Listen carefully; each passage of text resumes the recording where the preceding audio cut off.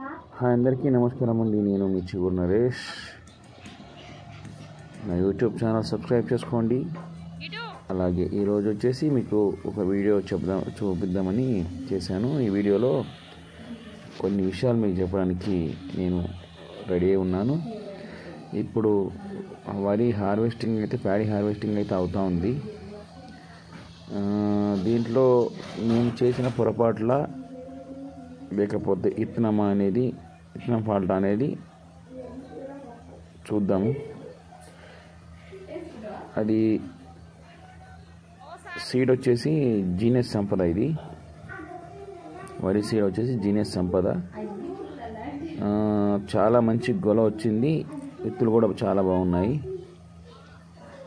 రెండవది హైట్ బాగా పెరిగింది. అన్ని వ్యాధులకు ఇది తట్టుకుంది. కానీ 80-90 డేస్ వరకు, దాదాపు 90 డేస్ వరకు అయితే 80-90 డేస్ వరకు అంటే నాటు వేసిన తర్వాత అద్భుతంగా మనకు కనబడుతూ ఉంది. చాలా బాగుంది. అయితే ఇదేమైందంటే చివరిగా ఫైనల్ స్టేజ్లో ఇంకొక వారం 10 రోజుల్లో మనము హార్వెస్టింగ్ చేస్తాము అనే సమయానికి ఇదేమైందంటే మొత్తం పడిపోయింది. మరి పడిపోవడం వల్ల నష్టం ఎంతవరకు వాటిల్లింది, మనకు ఎంత వచ్చిందనేది ఈ తర్వాత వీడియో చెప్తాను. దానికి అంచనా మాత్రం మీకు కొన్ని చెప్పడానికి సిద్ధంగా ఉన్నాను.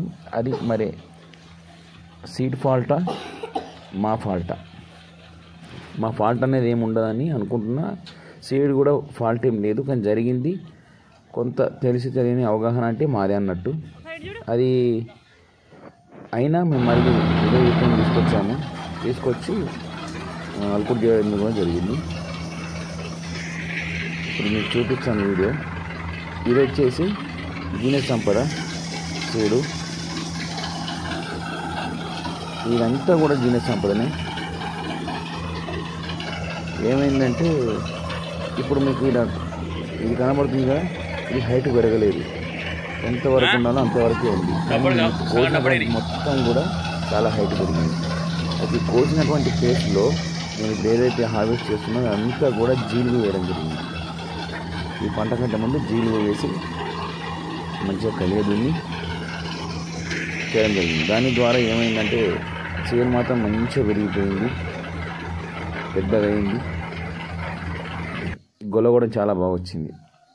ఆ పడిపోవడం ఎలా పడిపోయిందంటే ఇక్కడ కనబడుతుంది చూడండి, ఇలా పడిపోయింది. ఈ పడిపోయిన దాన్ని మేము కోయడం అనేది జరిగింది. ఇక్కడ వచ్చేసి మంచిగా చేను పూర్తిగా అయిపోయిన తర్వాత పడిపోతే బాగుండు, కానీ పూర్తి కాకముందుకి ఆ గొల బరువుకి చాలా పెద్దగా ఉంది. ఇత్తులు కూడా మంచి లావుగా వచ్చినాయి. ఆ విధంగా ఉండడం వల్ల ఒక్క దగ్గర స్టార్ట్ అయింది పడిపోయి ఇంకా ఆగడం అనేది జరగలేదు. 2-3 డేస్లో ఏమైందంటే ఈ గొల్ల పెద్దగా ఉంది, ఆకు పచ్చగా ఉండి మంచి వెడల్పులో ఉంది ఆకు. దీనికి తగ్గట్టుగా మళ్ళీ ఏమైంది, మంచు, చాలా విపరీతమైన మంచు ఒక 4 డేస్ పడిందన్నమాట.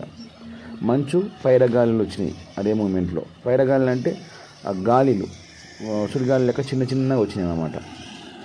రావడం వల్ల ఇది పడిపోయి పూర్తిగా కింద అదైపోయింది. అయితే దీంట్లో మేము ఫస్ట్ ఏమంటే కారణాలు చెప్తున్నాను, జీలుగు వేయడం జరిగింది. సాధారణంగా మనం ఎప్పుడైతే సాధారణ వరికి యూరియాని మనము చల్లుకుంటామో అదేవిధంగా ఫస్ట్ ఒక టైం యూరియా చల్లుకున్నాము. తర్వాత 60-70 డేస్లో మళ్ళీ ఒకసారి చల్లుకున్నాం అన్నమాట. ఎకరానికి వచ్చేసి ఒకటేమో స్ప్రే చేయడం జరిగింది, నానో యూరియా ఇఫ్కో ఎకరానికి ఒకటి. తర్వాత ఒక బ్యాగు మళ్ళీ చల్లడం జరిగిందనమాట. ఒక బ్యాగ్ అంటే కొంత 5-6 కిలోలు అటు ఇటు కానీ బ్యాగు ఎకరానికి. ఇది సాధారణంగా ఎవరైనా చేసేదే.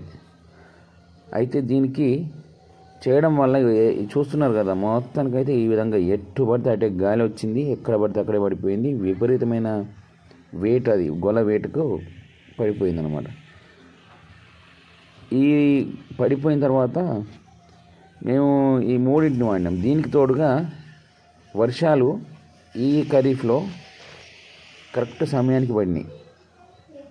అది కూడా మనకు యూరియా లాగానే కదా పనిచేస్తుంది.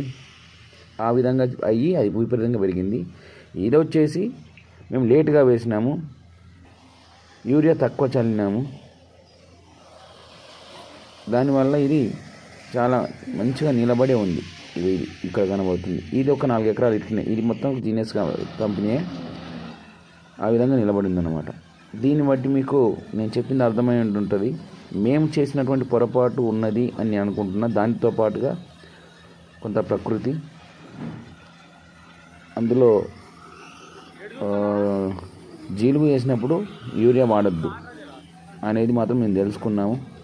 ఆ తర్వాత ఈ జీనియస్ కంపెనీ వాళ్ళకి మేమైతే ఇప్పుడైతే ప్రస్తుతానికి అయితే మేము వాళ్ళని ఏమనట్లేదు. ఎందుకంటే వచ్చిన వడ్లు కూడా గతంలో కంటే ఇప్పుడు మంచిగా వచ్చినాయి. కింద పడిపోయినా, ఒకవేళ కింద పడిపోకుండా ఉంటే నాకు ఇంకా కూడా ఒక 2 ట్రాక్టర్లు ఎక్కువ వచ్చేటివి.